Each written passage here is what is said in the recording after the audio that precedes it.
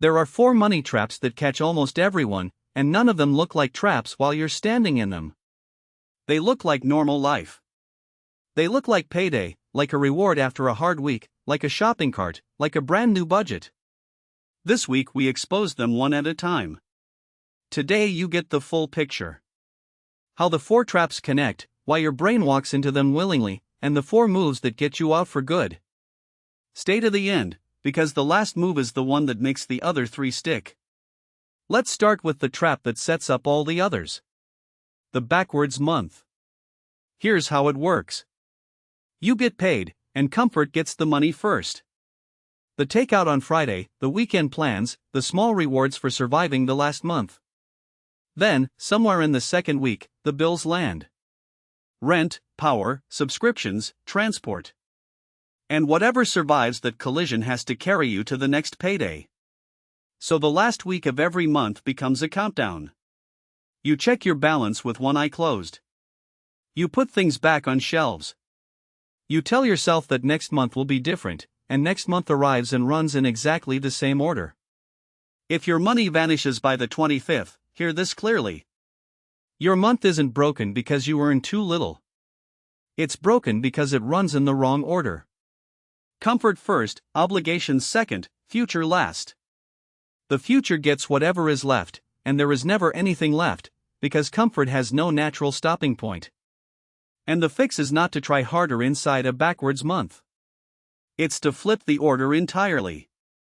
The day money lands, it gets a job before it gets a feeling. A percentage moves to savings first, automatically, before you ever see it. You cannot spend what never touches your hands, and you cannot grieve money you never saw land. Bills go on autopilot next, so they stop being decisions. And what survives is genuinely yours, guilt-free, because the future already got paid. Then do one more thing, the piece almost everyone misses. Stop managing a month, and manage a week. Split your spending money into 4 weekly amounts. Your brain simply cannot pace itself across 30 days, but it handles 7 days easily. If you blow week 2, you're back on track Monday morning, not ruined until payday. That one change turns a monthly disaster into a weekly reset. Now, why does the backwards month even exist? Because of what powers it. Feelings. Which brings us to trap 2. The treat yourself trap. That little purchase after a hard day is not a reward. It's a painkiller. Think about what actually happens. A hard day leaves your brain scraped raw and begging for relief, and buying something is the fastest legal hit there is. One tap, one swipe, one box on the way. So you're not treating yourself. You're medicating stress with money. And like any painkiller, it wears off. So it becomes a loop. Stress, swipe, a 10-minute high, then the guilt creeps in. And here's the cruel part. The guilt becomes brand new stress, and your brain already knows exactly one cure for stress. So you swipe again. Round and round, while the account quietly drains. Notice what never happens inside that loop. The purchase never fixes the thing that made the day hard. The job is still the job. The fatigue is still the fatigue. You bought a feeling, and feelings fade. So how do you disarm it? Not with willpower. With 3 small moves. First, when the urge hits, name the actual feeling out loud. I'm exhausted. I'm bored. I'm frustrated. The moment you name it, you can see it was never about the thing in the cart. Second, wait 24 hours. Most treats do not survive the night, because the feeling that wanted them is gone by morning. And third, give your brain a reward that actually restores you. A walk. A hot shower. An early night. All free, and all of them fix the actual problem instead of renting relief from it. And for real treats? Budget them on purpose. A small, guilt-free treat fund every month. When it's gone, it's gone. Now your treats are chosen by you on a calm day, not by your worst day. That's the difference between self-care and self-sabotage in a gift box. Trap 3 is about what all that emotional spending actually buys. Stuff. And this is where broke spending and wealthy spending split into two completely different games. Walk through a broke spender's home and you can read the whole story.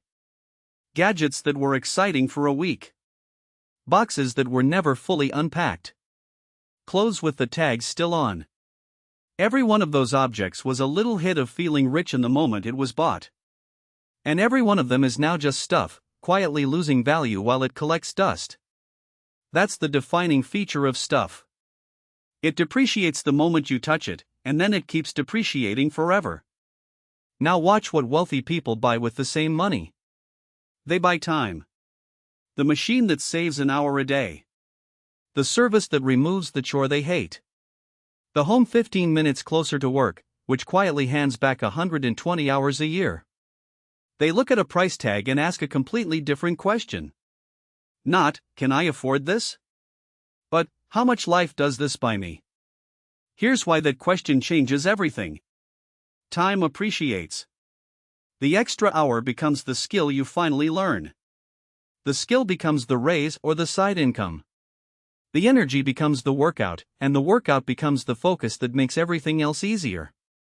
Stuff sits in a corner. Time compounds like interest. Which means every time you choose stuff over time, you're not just spending money. You're selling off the one asset that could have multiplied. So steal the habit. Before any significant purchase, ask the time question. Does this buy me time, or does it just buy me a feeling? Let every object fight for its place in your life. And once a month, deliberately spend to get time back, even in small ways. Batch the errands into one trip. Automate the bill you keep paying manually. Buy back a single hour and invest it in something that compounds. Because the endgame of wealth was never a garage full of stuff. It's a calendar full of choices. And then there's trap 4. The one that catches you on the way out. The overhaul trap. It goes like this. One day you've had enough. You watch a video like this one, you feel the surge, and you decide to fix everything at once. New budget, no treats, no takeout, cancel everything, track every cent. And for 4 glorious days, it works. Then real life shows up. A birthday, a bad day, a busy week. And the whole system collapses, and you conclude that you just don't have discipline. But look at what actually happened. Your brain registers big sudden cuts as pure loss, and it is wired to fight loss with everything it has. Cravings, rationalizations, that voice that says you deserve it. A total overhaul recruits your brain's full resistance on day 1. Budgets don't fail because of math. The math is primary school level. Budgets fail because of feelings, and an overhaul is a feelings bomb. The way out is the 1% rule. Change your money 1% at a time. This month, save just 1% more of your income. On a normal paycheck, that's a few coffees. Your lifestyle literally cannot feel it. Next month, add another 1%. And again. 12 months from now you're saving 12% more, and you never once felt a cut, because the entire upgrade happened below the threshold your brain can even notice. It works on spending too. Don't amputate a category. Trim it. Negotiate one bill this month. Cancel one subscription next month. Downgrade one plan the month after. Each move is tiny, boring, almost embarrassing. Together, they quietly rebuild your entire budget in a year. Big changes recruit resistance. Tiny changes slide under the radar. That is the entire secret. Now step back and look at all 4 traps side by side, because there's one thread running through every single one. The backwards month is comfort feelings getting paid first. The treat trap is stress feelings doing the shopping. The stuff trap is status feelings choosing what money buys. And the overhaul trap is loss feelings burning down your budget. 4 traps, 1 engine. Your feelings are making your financial decisions, and your feelings are optimized for the next 10 minutes, not the next 10 years. Which means the way out was never more willpower. Willpower is just another feeling, and it runs out by Thursday. The way out is a system that works with the brain you actually have. Look at the 4 moves again and notice what they share. The flipped month is automated, so it doesn't need your mood. The treat fund is planned on a calm day, so your worst day doesn't get a vote. The time question is a habit, not a sacrifice. And the 1% is invisible, so your brain never fights it. You're not battling your own psychology anymore. You redesigned the game so that you win by default. Picture 90 days of this, because it's less dramatic and more powerful than you think. Nothing heroic happens. The savings transfer just runs, month after month, whether you feel like it or not. The weekly amounts quietly keep the spending sane. A few treats got skipped, and honestly, you don't remember what they were. 2 subscriptions are gone. 1 bill got negotiated down. There's a number in your savings account that has never been there before, and a strange new calm around money, because for the first time, the system is running you towards something instead of away from something. That's the real difference between the people who stay stuck and the people who quietly get free. It was never income. Plenty of high earners are one missed paycheck from panic. And it was never discipline as a personality trait, because nobody actually has that. It's that one group keeps walking into the same 4 traps every single month, and the other group built a system that walks around them automatically. So here's your starting point. Today, not someday. Pick one trap. The one that stung the most while you watched this. Maybe it was the countdown to payday. Maybe it was the treat loop. Maybe it was the boxes in the corner, or the budget you've started and quit 5 times. Pick that one, and make its one move this week. Flip the order of your month. Or name the feeling and wait a day. Or ask the time question on your next purchase. Or move a single 1%. One trap. One move.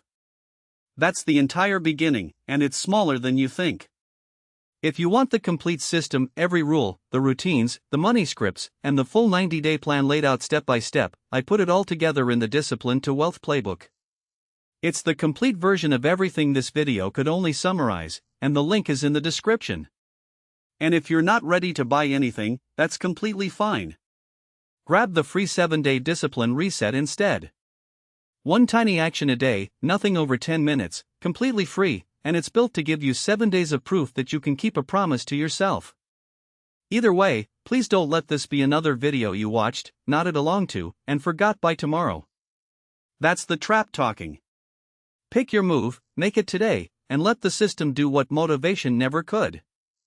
If this helped, subscribe to Discipline to Wealth, because that's where the entire system lives. And I'll see you in the next one.